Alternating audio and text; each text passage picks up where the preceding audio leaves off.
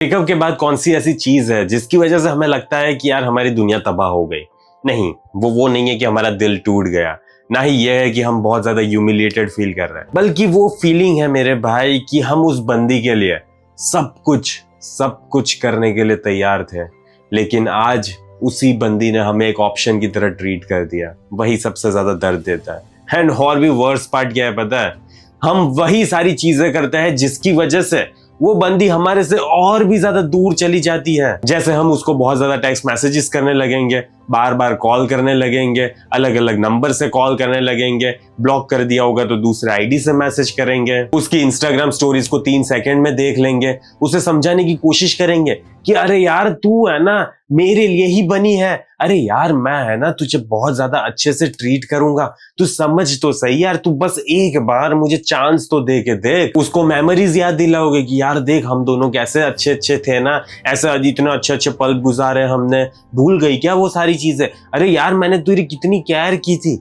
लेकिन तुम यहाँ पे सिर्फ एक ही सिंपल सी छोटी सी चीज नहीं समझ रहे कि जितना ज्यादा तुम उसको चेस करते हो ना, उतना ही ज्यादा वो तुम्हारी तरफ से दूसरी डायरेक्शन में भाग रही है। एंड मुझे पता है तुम में से जो भी ये वीडियो देख रहे हैं ना कहीं इसी एग्जैक्ट स्टेज में फंसे पड़े हैं। जब भी तुम सुबह पहले उठते हो उसी की याद आती है, जब भी तुम रात को सोते हो लास्ट थॉट तुम्हें उसके बारे में ही आता है, हर नोटिफिकेशन से तुम्हें एंजाइटी फील होती है, हर मैसेज हर रील तुम्हें उसकी याद दिलाता है, एंड हर दिन तुम अपने आप से सिर्फ एक ही चीज बोल रहे हो, अरे यार बस एक बार बात हो जाए ना उस बंदी से तो बात हो जाए। लेकिन मेरे भाई बंदी कभी भी उस बंदे को याद नहीं करती जो उसकी लाइफ में इतना ज्यादा घुसने की कोशिश करता है, जो बंदा इतना ज्यादा बैक करता है, जो बंदा इतना ज्यादा कन्विंस करता है। तुम्हें बस यहाँ पे एक ही चीज करनी होती है, उसकी लाइफ में से गायब हो जाना एंड अपने आप को वापस रिबिल्ड करना। एंड अगर तुम वैसे बंदे बन गए ना तभी बंदी रिग्रेट फील करेगी कि यार मैंने इस बंदे को खो दिया, इतना ज्यादा अच्छा था, इतना ज्यादा मेहनती लड़का था एंड इतना ज्यादा मेरे लिए सही था, लेकिन फिर भी आज जब वो मेरी लाइफ में नहीं है तभी जाके उसे ये रिग्रेट फील होती है जब तुम अपने आप को रिबिल्ड करते हो, वरना उसे घंटा फर्क नहीं पड़ने वाला। एंड आज के इस वीडियो में मैं तुम्हें एग्जैक्टली यही सारी चीजों को साइकोलॉजिकली ब्रेक डाउन करके बताऊंगा, नॉट मैनिपुलेटिवली। ओके, ना ही गेम्स खेलेंगे हम, यहाँ पे हम रियल साइकोलॉजी को समझेंगे। क्योंकि यहाँ पे है ना इस टाइम पे मोस्ट बंदे यही सोचते हैं कि अरे यार मैंने उसको समझा दिया ना कि मैं उससे कितनी ज्यादा मोहब्बत करता हूँ तो वो बंदी दौड़ी दौड़ी मेरी लाइफ में चली आएगी, लेकिन नहीं होता ऐसा, ठीक है? क्योंकि ऐसे लॉजिक काम करता है, इमोशंस नहीं। एंड बंदी इस टाइम पे ज्यादा ही इमोशनली होती है एंड इसी वजह से तुम जो भी लॉजिकली बोलते हो ना उससे कुछ फायदा नहीं होता बल्कि नुकसान बहुत ज्यादा होता है। And most of the time तुम्हारी ये जो डेस्परेशन है ना उसे बार बार कन्विंस करने की, वही उसे प्रूफ बन जाता है, ठीक है, कि ये बंदा मेरे लिए सही नहीं है एंड ये बंदा इतना ज्यादा डिपेंडेंट है, इतना ज्यादा नीडी है, इतना ज्यादा क्रिंज है एंड इसीलिए मुझे ये अपनी लाइफ में नहीं चाहिए, ऐसा वो सोचती है। जब भी ऐसा होता है ना तब वो सामने वाला पर्सन तुम्हारी वैल्यू करना बंद कर देता है, because this is the human nature. And एक टाइम पे एग्जैक्टली मैं भी इसी सिचुएशन में फंसा पड़ा था। मैंने बंदी को बार बार कन्विंस करने की कोशिश की, बार बार मैसेजेस किए, बार बार कॉल्स किए, लेकिन वो बंदी मेरी लाइफ में आना चाहती ही नहीं थी। तब मुझे समझ आया कि एग्जैक्टली जब कोई पर्सन तुम्हारे से इंटरेस्ट लूज कर देता है ना तो वहां पे सबसे सही चीज क्या होती है करने के लिए, ओके, क्या करना होता है क्या नहीं करना होता है एंड कैसे, थोड़ी बहुत भी प्रोबेबिलिटी है ना कि कैसे वो बंदी मेरी लाइफ में आ सकती है तो वो कैसे क्रिएट करना होता है। फिर वो मैं चीज समझा, ठीक है, वो बंदी तो वापस आई नहीं, लेकिन फिर मुझे पता चला कि एग्जैक्टली अगर मैंने ऐसा ऐसा किया होता तो ये सिचुएशन ज्यादा अच्छे से वर्कआउट हुई होती, लेकिन क्या करें, मुझे बहुत टाइम बाद पता चला। तो फिर अगर तुम्हारे साथ भी ये सिचुएशन हो रही है एंड तुम्हें एग्जैक्ट फ्रेमवर्क चाहिए, एग्जैक्ट रोड मैप चाहिए कि क्या करना है क्या नहीं करना, तो इसके ऊपर मैंने पूरा डेडिकेटेड सिस्टम बनाया हुआ है। When she starts losing interest, rebuild attraction without chasing. जब वो इंटरेस्ट लूज करती है ना तो वापस इंटरेस्ट कैसे बिल्ड करना होता है एंड यहाँ पे बैग नहीं करना होता, ना ही कन्विंस करना होता है, ठीक है, यहाँ पे एक वे में एक्ट करना होता है, बिहेव करना होता है, अपने आप को चेंज नहीं करना होता। अपने आप को बिल्ड करना होता है एंड सर्टेन चीजें करनी होती है जिसकी वजह से प्रोबेबिलिटी तुम्हारे फेवर में बढ़ेगी कि वो बंदी अभी भी तुम्हारी लाइफ में आ सकती है। तुम्हें सीखना है तो कमेंट में पिन लिंक हो, वहां से तुम देख सकते हो कि ये चीज तुम्हारे लिए बेस्ट है या तो फिर नहीं, एंड फिर तुम डिसाइड कर सकते हो लेना ना लेना तुम्हारी मर्जी। मॉडर्न डेटिंग में एक चीज याद रखना कि अट्रैक्शन है ना कभी भी इमोशनल प्रेशर से बिल्ड नहीं होता। मुझे पता है तुम ये सारी चीजें करके ये सोच रहे हो कि वो बंदी आ जाएगी, नहीं, इस सारी चीजों से तुम प्रेशर क्रिएट कर रहे हो एंड जितना ज्यादा तुम प्रेशर क्रिएट कर रहे हो ना उतनी ज्यादा दिक्कत होगी। तुम्हें यहाँ पे क्या करना होता है पता है, इमोशनल इम्पैक्ट क्रिएट करना होता है एंड जब तुम कॉन्स्टेंटली उसकी लाइफ में अवेलेबल होते हो ना तब तक तुम उस इम्पैक्ट को खुद ही मार रहे हो। एक कुर्सी पे बैठो एंड वहां पे बैठ के सोचो जरा कि ये ब्रेकअप हुआ है तो उससे ज्यादा सफर कौन कर रहा है, विजिबली कौन दिख रहा है कि ये बंदा ज्यादा परेशान हो रहा है, तुम हो ना। इसी वजह से तुम ज्यादा रीच आउट कर रहे हो ना, इसी वजह से हर छोटी छोटी बात पे तुम रिएक्ट कर रहे हो ना, एंड तुम ही हो वो बंदे जो सारी चीजों को फिक्स करने की कोशिश कर रहा है, बाकी वो तो आराम से वहां पे चिल कर रही है। एंड इसी के साथ वो और भी ज्यादा कन्विंस हो जाती है अपने फैसले के बारे में कि यार मेरे लिए ना सबसे बेस्ट डिसीजन यही है कि मैं इमोशनली इस पर्सन की लाइफ में से वॉक अवे कर दूं। देख कितना ज्यादा क्लिंगी है साला, बार बार आ रहा है मेरी तरफ, नहीं चाहिए यार मुझे ऐसा बनना, मुझे तो एक स्ट्रॉन्ग मैस्कुलिन मैन चाहिए, ठीक है, ऐसा नहीं चाहिए मुझे। तो फिर तुम ही अपने पैर पे कुल्हाड़ी मार रहे हो ना बार बार। तुम अपने बिहेवियर से चीख चीख के ये कम्युनिकेट कर रहे हो कि यार मुझे तो है ना तुम ही चाहिए एंड मैं है ना हमेशा यहाँ पे बैठा रहूंगा तुम्हारे इंतजार में। एंड इससे क्या होता है पता है, सामने वाला पर्सन है ना तुम्हारी इज्जत नहीं करता एंड विदाउट रिस्पेक्ट अट्रैक्शन भी खत्म हो जाता है। अब ध्यान से सुनना मेरी इस बात को, नो कांटेक्ट का मतलब ये नहीं होता कि तुम आराम से यहाँ पे बैठ के सोच रहे हो कि अरे यार मैं है ना इग्नोर करता हूँ, इग्नोर करूंगा ना तो वो बंदी नोटिस करेगी एंड जल्दी जल्दी मेरी लाइफ में आ जाएगी। मे बी वो आ जाएगी लेकिन थोड़े टाइम के लिए, क्योंकि वो वापस देखेगी कि तुम वही सेम पर्सन हो। एंड इसी वजह से नो कांटेक्ट का रियल मतलब होता है कि मैं उस पर्सन के पीछे नहीं भागने वाला जिसने ऑलरेडी फैसला कर लिया है कि वो मेरी लाइफ में नहीं रहना चाहता। अगर कोई मेरी लाइफ में नहीं रहना चाहता ना तो मैं उसे कन्विंस नहीं कर सकता कि क्यों तुझे XYZ रीजंस की वजह से मेरी लाइफ में रहना चाहिए। मैं ऐसा कभी भी नहीं करूंगा। एंड ये एनर्जी है ना मेरे भाई बहुत ही ज्यादा डिफरेंट होती है, क्योंकि इसी टाइम पे तुमने अपनी लाइफ में रियल पुल बैक किया है। रियली में तुम छोड़ चुके हो होप एक्सपेक्टेशंस की वो बंदी मेरी लाइफ में आएगी नहीं।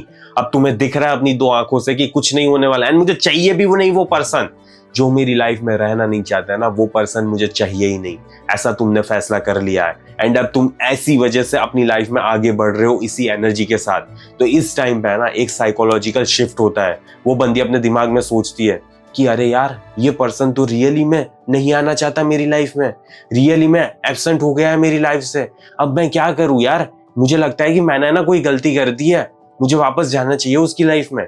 मे बी और मे बी नॉट ऐसी प्रोबेबिलिटीज तुम्हारी फेवर में क्रिएट होती है, लेकिन फिर भी तुम्हारे लिए इस टाइम पे सबसे बेस्ट यही होता है कि without any hope and expectations अपनी लाइफ में सिर्फ आगे बढ़ो। क्योंकि होता क्या है ना, जब भी तुम बार बार उसको टेक्स्ट मैसेजेस करते हो ना तो उसका दिमाग एक मैनेजमेंट मोड में चलता है कि अरे यार मैं इस मैसेज का रिप्लाई क्या दूं या तो फिर ना दूं, बात करूं या तो फिर ना करूं, कैसे मुझे ऐसा बात करूं कि इसका दिल ना टूटे इस बंदे का।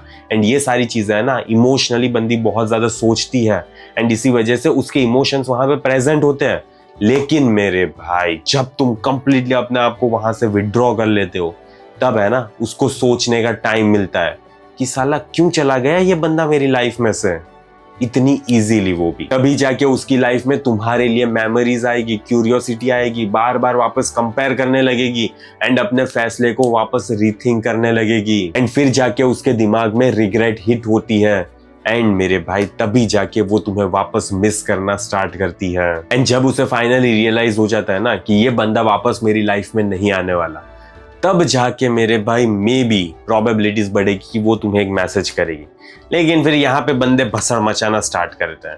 मे बी उसने तुम्हें एक रैंडम सा हाई लिख के भेजा एंड अब ब्रो ने वहां पे 14 पैराग्राफ्स लिख दिए कि अरे यार ऐसा वैसा ऐसा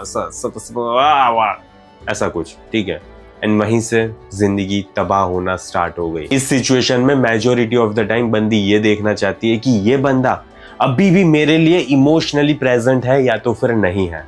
एंड जब भी तुम उसे दिखा देते हो ना कि अभी भी तुम उस बंदी का वेट कर रहे थे यहाँ पे ऐसे ही, और कुछ काम धंधा तो है नहीं तुम्हें, अभी भी वेट कर रहे थे एंड उसे दिख गया ना तो वो वहां से उल्टे पांव भागेगी। क्यों पता है? क्योंकि उसे ऐसा बंदा नहीं चाहिए जो हमेशा उसके लिए वेट करता रहेगा। एंड इसीलिए इमोशनल कंट्रोल बहुत ज्यादा मैटर करता है। कंट्रोल, ओके, ईगो नहीं। एंड डिफरेंस यही है, जो बंदा अपने आप को रेगुलेट कर सकता है ना, अपने इमोशंस को, अपने पेन को, वो बंदा रियली में एक मैन कहलाने लायक है। बाकी सारे है ना डिपेंडेंट हो जाते हो उसके ऊपर। एंड तुम जब भी डिपेंडेंट हो जाते हो ना कहीं तुम उस बंदी के लिए प्रेशर क्रिएट करते हो। एंड ये प्रेशर है ना किसी भी लड़की को नहीं चाहिए होता। लड़की को छोड़ो यार, तुम्हें भी मजा नहीं आएगा इस प्रेशर में रहने में, समझ रहे हो? तो इसी वजह से यहाँ पे फ्रेम को मेंटेन करके चलना बहुत ज्यादा इंपॉर्टेंट होता है। चलो अब एक बिगेस्ट लाई के बारे में बताता हूँ जो हम हमारे खुद के साथ बोलते हैं। एंड वो लाई का नाम है कि यार वो बंदी है ना परफेक्ट थी, एकदम टिप टॉप, सब कुछ परफेक्ट, ठीक है, सुशील, संस्कारी, ये वो सब कुछ थी वो, लेकिन आज वो मेरी लाइफ में नहीं रही। तो यहाँ पे है ना कहीं तुम अपने आंखों पे है ना पट्टा बांध लेते हो। कौन सा पट्टा? बायसनेस का पट्टा। क्यों बांध लेते हो? क्योंकि अब वो लड़की तुम्हारी लाइफ में नहीं है। एंड नहीं है ना तो ये जो दिमाग है ना वो तुम्हारे साथ खेल खेलना स्टार्ट करता है। हमें बस अच्छी अच्छी मेमोरीज याद आती है, बट वो याद नहीं आता कि क्यों वो हमारी लाइफ में नहीं है। There was XYZ reasons, right? That's why she doesn't want to be a part of your life, and इसी वजह से वो चली गई है तुम्हारी लाइफ से, right? ऐसा कुछ हुआ था ना, ऐसा कुछ हुआ था। तो वो चीज को क्यों भूल जाते हो तुम? तो इस टाइम पे ना सबसे बेस्ट रहता है मेरे भाई, एक पेन लो, एक बुक लो, उसमें लिखना स्टार्ट करो पॉजिटिव्स नेगेटिव्स। अगर तुम अभी तक उस रिलेशनशिप में होते तो कितनी ज्यादा दिक्कत आती तुम्हें, because you are not compatible with each other, okay? या तो फिर उस बंदी को सिंपली मजा नहीं आ रहा था यार तुम्हारे साथ रहने में, इतना मान लो, ठीक है? वो बंदी मजा नहीं आ रहा था तुम्हारे साथ रहने में। क्यों? क्योंकि तुम इतने ज्यादा नीडी हो, इतना ज्यादा प्रेशर क्रिएट करते हो, इतना ज्यादा बच्चों जैसी हरकतें करते हो, इस वजह से। तो यहाँ पे भी तुम्हें ये तो समझना है ना कि कोई पर्सन अगर तुम्हारे साथ रहना नहीं चाहता तो क्यों तुम उसे कन्विंस कर रहे हो? क्यों कर रहे हो? यहाँ पे गलती तुम्हारी थी, लेकिन अपनी गलती को एक्सेप्ट करके आगे बढ़ो। उस लड़की को बार बार सोच के याद करके कुछ भी फायदा नहीं होने वाला तुम्हारे, ओके? कुछ भी फायदा नहीं होने वाला। तो जस्ट मेरे भाई एक स्टेप आगे बढ़ाओ, आगे बढ़ो, ओके? एंड पीछे मुड़ के मत देखना, तब जाके मे बी आज नहीं तो कल, ठीक है, या तो फिर 10 दिन बाद, या तो फिर 1 साल बाद उस बंदी को एक रिग्रेट फील होगी कि यार मैंने है ना एक बहुत सही बंदा खो दिया, मुझे ऐसा नहीं करना चाहिए था।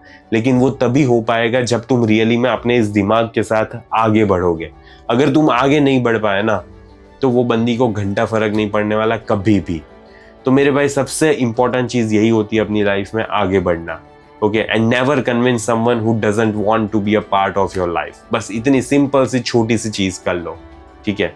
एंड अगर तुम्हें रियली में ऐसा लग रहा है कि वो बंदी का बस इंटरेस्ट गया है एंड अभी भी प्रोबेबिलिटीज है कि वापस आ सकती है, तो कमेंट में पिन लिंक चेक कर सकते हो। उसमें तो मैंने सारी चीजों को ब्रेक डाउन किया है, क्या करना है क्या नहीं करना, एंड कैसे सिचुएशन को तुम्हारे फेवर में लाना है। अगर तुम्हें सारी चीजों को सीखना है, लॉजिकली अप्लाई करना है, साइकोलॉजिकली रीजन समझना है, तो ऑब्वियसली उस कोर्स को चेकआउट कर सकते हो। बाकी मोरल ऑफ द स्टोरी यही है कि कभी भी पीछे मुड़ के नहीं देखना होता है। अगर वो पर्सन नहीं रहना चाहता, नहीं रहना चाहता, बस आगे बढ़ते रहो, ओके? प्लीज आगे बढ़ते रहना। मुझे आशा है इस वीडियो से तुम्हारी लाइफ में छोटी सी वैल्यू प्रोवाइड हुई होगी। बाकी मैं इस वीडियो को यहीं पे समाप्त करता हूँ, जल्दी मिलेंगे अगले वीडियो में। अंटिल देन बाय बाय, सी या।